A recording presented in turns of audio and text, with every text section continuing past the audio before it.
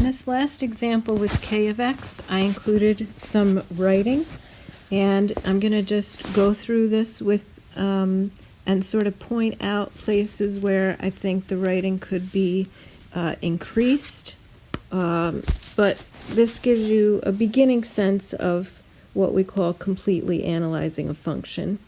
So this function k of x, once again, is a rational function.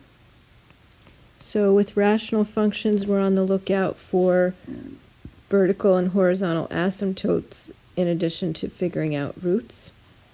So what's not mentioned here that probably could be with some writing is that by setting the numerator equal to 0 with the solve command, I'm looking for roots, and by using the solve command setting the denominator equal to 0, I'm looking for vertical asymptotes. Now I do write about the results. K of x has a root at 0, 0, and 2 vertical asymptotes at -1 and 1. And I can tell algebraically that since the denominator has lower degree or higher degree than the numerator, or the numerator has lower degree than the denominator, that y equals 0 will be a horizontal asymptote. But I also used the limit command, and I took limits as x increased and decreased without bound, and both limits equaled 0, and so that just verifies that y equals 0 is a horizontal asymptote. Okay, again, looking for possible maxes and mins, I set the first derivative equal to 0. So again, this could be things that you write about. I first asked Mathematica to find the first derivative, and then it's not very easy to look at, so I use the simplify command to turn it into a single fraction. FYI, you might try, since you have this file with the Mathematica code in it, you might also try using the together command and see if you get the same thing. So when I set the numerator, well, actually I just solve k prime equal to 0 to look for possible critical numbers.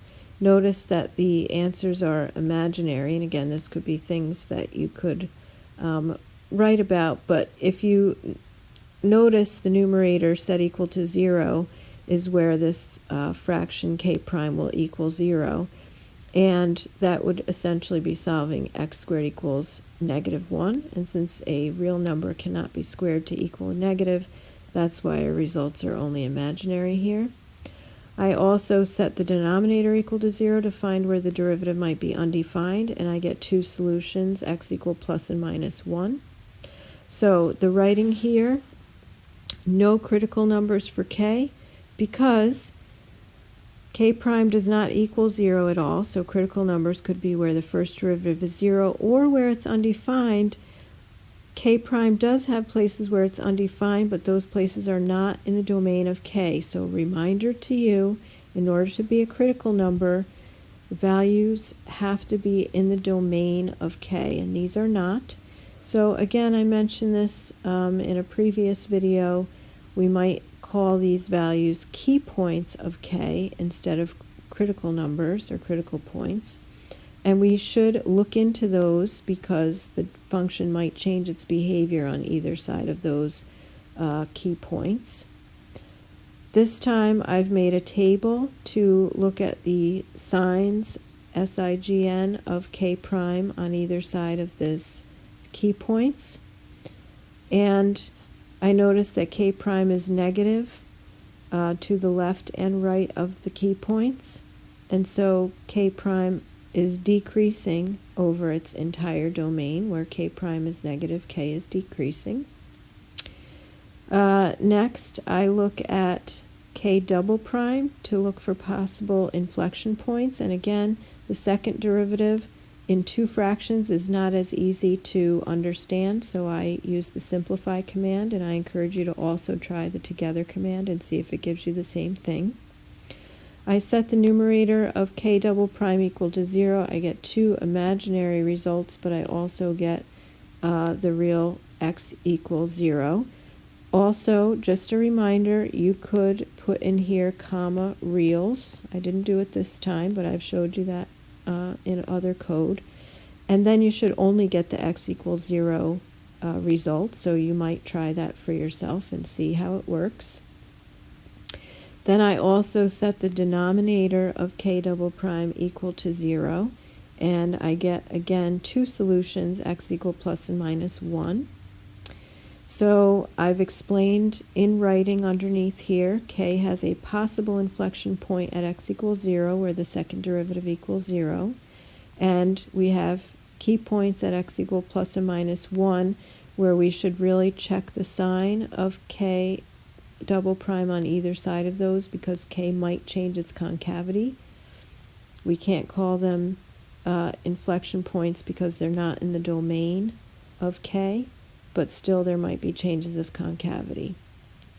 So I plugged particular values into k double prime to check the sign, SIGN, of k double prime on either side of these critical or key points in places where the second derivative equals 0.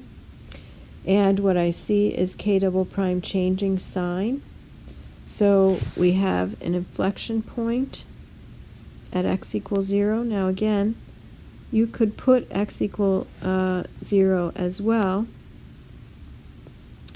onto your number line. I have checked k double prime sign, and this is probably what I would do if I were writing it on a quiz or a test as opposed to putting things in Mathematica.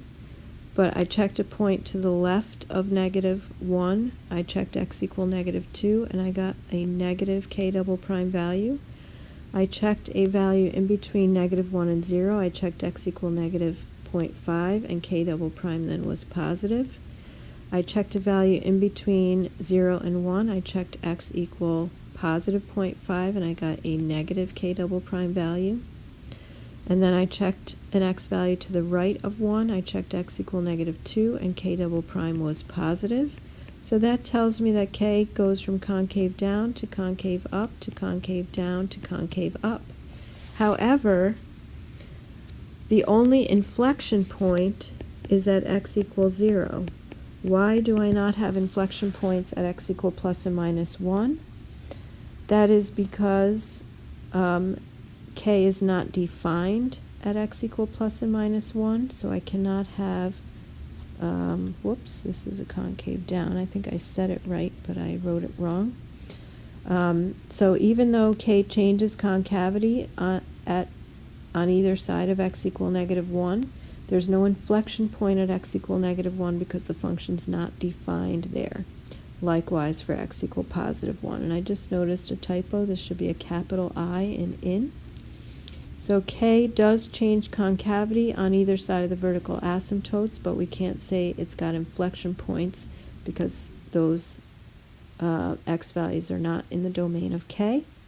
Then I created a graph of k, and I left the graph command, the plot command here, where it would be accessible and easily accessible to you. But if I were turning this in for a grade, I would not include, for example, these table commands. I would not include this plot command. I would put that at the end of the report, not in the main body of it. So here's what the graph of k looks like, and again, some writing here of the type that you might include in an assignment. Probably a couple things for you to include that I did not. You might ask for a point at the origin. You might include with text boxes labels for the vertical asymptotes, x equal -1 and x equal +1. That's a little sloppy. Let me rewrite it. Either at the top or at the bottom. I'll show both, but you wouldn't want both in an actual report. But you could put them at the top or the bottom. I think it's more common to have them at the bottom, but I'm not positive. So again, a little writing here of the type that you might include in a project report or a Mathematica assignment, where you're kind of looking at the graph and sort of describing all the things that you had found with the previous work.